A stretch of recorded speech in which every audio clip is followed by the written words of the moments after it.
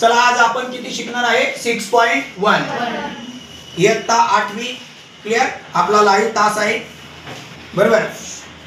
तर आपण शिकता शिकता हा तास रेकॉर्ड सुद्धा करणार आहे जेणेकरून आपण जेव्हा वेळेस तुम्ही विसरणार. आता आपली परीक्षा ऑक्टोबर महिन्यामध्ये आहे. आता शाळेमध्ये आपण शिकतो परत आपण विसरतो आणि शिकता शिकता आपण तो जर विसरलं तर तुम्हाला परत आपल्या यूट्यूबवर फेसबुकवर तुम्हाला काय करेल ते गणित बघायला भेटेल. तुम्ही तर तशी आपण प्रॅक्टिस करून घेतो. ओके चला. अवयव पाडा त्याला इंग्लिश मध्ये म्हणतात फॅक्टर. मी खूप सोप्या आणि साध्या भाषेत सांगतो, वेळ लागला तरी चालेल. सगळ्यांनी फळ्याकडे लक्ष द्या. इथं पहिलं पद किती आहे रे बेटा x वर्ग बरोबर का. आणि तिसरं पद कोणतं आहे रे बेटा +18. या दोघांचा जर गुणाकार केला तर किती येणार आहे +18x वर्ग. इथं काही नसतं म्हणजे एक असतं. 18 × 1 = 18. हे प्लस चिन्ह जसंच आणि हा x वर्ग जसाचा तसा. म्हणजे आपण काय केलं बघा पहिल्याचा आणि तिसऱ्याचा काय केला गुणाकार केला. चला इथपर्यंत सगळ्यांना कळालं. आता इथं दोन्ही ठिकाणी प्लस आहे त्यामुळे काही प्रॉब्लेम नाही. आता बघा याचे असे दोन अवयव पाळायचे की उत्तर किती आलं पाहिजे. मध्ये किती आहे रे 9. उत्तर +9 आलं पाहिजे. आता मला सांगा हे 18 कुणा कुणाच्या पाळ्यामध्ये येतात. एकाने उत्तर द्या. Very good. तू सांग कोणाच्या पाळ्या येतात 3च्या. अजून बोल सांग 2च्या. अजून दिदे सांग पुढं 9च्या. अजून 6च्या. Very good. अजून 18 × 1 = 18. Very good correct. Well done all student. सगळ्यांचं बरोबर आहे. पण आता मला त्यापैकी असे दोन फॅक्टर घ्यायचे आहे की उत्तर मला किती आलं पाहिजे 9. हे मात्र फिक्स आहे माझं बरोबर का. हा मग मी आता कोणतं घेणार बघा 6 9 आणि 6. बघा आता पटवून देतो. आता 9 आणि 6 6 9 54 होतं आपल्याला 18 पाहिजे. 9 दुनी 18 बरोबर. त्याच्यानंतर sin 3 18 18 × 1 = 18. तुम्ही जे बोलले ते लिहिलं मी. आता मला सांगा याची जर मी बेरीज केली तर 11 होते. 9 2 11. माझ्याकडे किती आहेत 9. त्यामुळे मी हा अवयव घेणार का नाही. sin 3 18 बरोबर. 6 ची आणि 3 ची जर बेरीज केली तर किती येणार आहे 9. त्यामुळे याचं माझं जमतंय कळलं. 18 आणि 1 ची बेरीज केली तर किती येणार 19 आणि वजाबाकी केली तर 17 येणार. त्यामुळे मला हा अवयव मी कॅन्सल करणार. समजलं सगळ्यांना. आता 6 आणि 3 9 sin 3 18. चिन्ह नाही म्हणजे प्लस प्लस त्यामुळे प्लसचं तर काही इथं टेन्शन नाही. मग यालाही प्लस यालाही प्लस. हा x याचाही मित्र आणि याचाही मित्र. आता हे आपण अवयव कुणासाठी बनवले रे 9 साठी. मग 9 ला हटवायचं आणि ते अवयव त्याच्यावर ठेवायचे. त्याला काढून ठेवायचं. आता बोला किती होणार सांगा बरं. x वर्ग + 6x + 3x + 18. आता याचे काय पाळायचे गट पाळायचे. काय पाळायचे गट. आपण 9 ला हटवलं त्याच्याबद्दल हे अवयव तिथं ठेवले. इथपर्यंत सगळ्यांना कळालं. अवयव कसे निवडले आपण ते पण कळालं.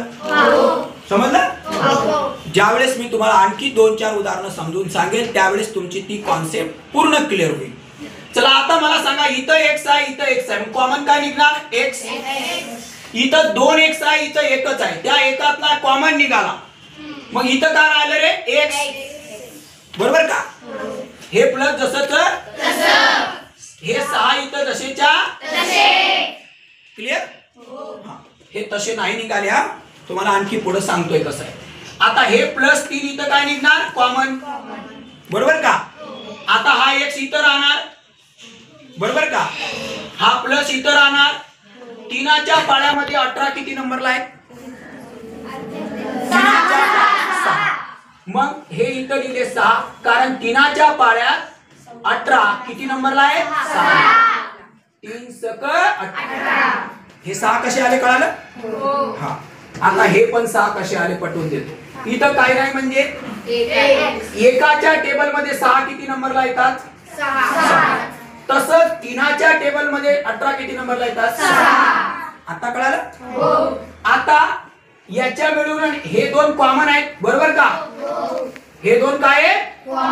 कॉमन. मग आता आपण याच्या मिळून एकच घेणार. चला बोला किती होणार? x + 6. आणि आता इथं काय उरलं बेटा? x + 3. समजलं तुम्हाला? आता याच्या पुढची स्टेप ते तुम्हाला इयत्ता 9वी आणि कुठे आहे? 10वी मध्ये आहे. याच्या पुढची स्टेप आहे 8वी मध्ये, कारण अभ्यासक्रम हा कसा बनलेला असतो? Step by step. याच्या पुढची स्टेप ही कितवीत आहे? 9वी आणि 10वी. कळालं तुम्हाला? क्लिअर? हे गणित नंबर किती होता आपलं? समजलं सगळ्यांना? पक्क कळालं? चला ठीक. चला आता आपण अवयव पाडा याच्यातलं गणित नंबर 2 बघणार आहे, बरोबर? 6.1 स्टँडर्ड 8. मन लावून लक्ष द्या. आपण पहिलं गणित बघितलं सेम त्याचप्रमाणे. इथं पहिलं पद किती आहे रे? x². x चा वर्ग आहे, बरोबर का? मल्टिप्लाय बाय तिसरं पद कोणतं आहे बाळा? जर या दोघांचा गुणाकार केला तर 9x² होणार, म्हणजे 9x² होणार. समजलं सगळ्यांना? ते माझं कसं झालंय? मिक्स झालंय. English medium, Marathi medium, semi medium, काय बोलायचं दिवसभरात हेच मला कळत नाही. मराठी वर्गाला मराठीत बोलावं लागतं, ते मग त्याला जर x² म्हटलं तर म्हणते हे काय आहे. तिकडे जाऊन त्याला वर्ग म्हटलं तर ते म्हणते हे काय आहे. बरोबर आहे का? ते लय गोड झालाय. त्याच्यामुळे तुम्ही समजू शकता. आता स्क्वेअर म्हणजे तुम्हाला माहितीच आहे, वर्ग वगैरे तुम्ही बनवलेच आपल्या शाळेमध्ये चित्र वगैरे, बरोबर ना? तर 9x चा काय झाला? वर्ग. समजलं सगळ्यांना? काय केलं बरं आपण? पहिल्या पदाचा आणि तिसऱ्या पदाचा काय केलाय? गुणाकार. आता याचे असे दोन अवयव पाळायचे की उत्तर किती आलं पाहिजे? 10 नाही, -10 आलं पाहिजे. किती आलं पाहिजे? हे -10 उत्तर आलं पाहिजे. आता मला सांगा, हे जे 9 आहेत हे कुणाकुणाच्या टेबल मध्ये आहेत? तू सांग दिदी. Very good. म्हणजे 3 त्रिक 9, बरोबर ना? हा सांग रे. Very good. 9 1 9. मग बोला. मग हे आले की 9च्या पाळ्यात. मग एकाच्या पाळ्यात 9 की 9च्या पाळ्यात 9. 9 1 9. याच्या व्यतिरिक्त कोणी अवयव पडतात का? नाही. कळालं? आता मला सांगा, 3 आणि 3 किती होणार? 6. माझ्याकडे किती आहे? 10. त्यामुळे हे कॅन्सल. आता इकडे बघा, 9 आणि 1 आलं. त्यामुळे मी हा अवयव घेऊ शकतो. आता उरला चिन्हाचा प्रश्न. इथलं चिन्ह नेहमी मोठ्या अवयवाला असतं, म्हणजे 9 ला मला काय द्यावं लागेल? मायनस. बरोबर? जर मी 9 ला मायनस दिलं तर मला 1 ला पण मायनसच द्यावं लागेल. का? कारण मायनस मायनस मायनस मायनस 9 आणि 1 उत्तराला मोठ्या संख्येचं चिन्ह. बरोबर आहे का नाही? मी तुम्हाला बेसिक मध्ये हे शिकवलं. मायनस मायनस प्लस करावं आणि उत्तराला मोठ्या संख्येचं चिन्ह द्यावं. शिकवलं का नाही बेसिक मध्ये? आता हा x या दोघांना काय करायचं? वाटून द्यायचं. हे अवयव आपण कुणासाठी घेतले बरं? म्हणजे 10 ला हटवावं लागेल आणि त्या ठिकाणी आपल्याला हे ठेवावं लागेल. आता हा x² जसाचा मायनस किती? 9x minus 1x. आणि 1 तुम्ही नाही लिहिला तरी तो तिथं असतोच. प्लस किती रे बाळा? 9. आता याचे काय पाळायचे? गट. बरोबर का? इथं x आहे, इथं x आहे, म्हणजे कॉमन कोण निघणार? x. इथला x इथं बाकी आहे अजून. इथं 2 आहे ना पॉवर, घातांक 2 आहे. हा इथं काय झालं? मायनस. इथं हे 9 जसेच्या इथं कॉमन काय निघणार 1 ब्रॅकेट्स मध्ये काय राहणार हा x प्लस आणि मायनस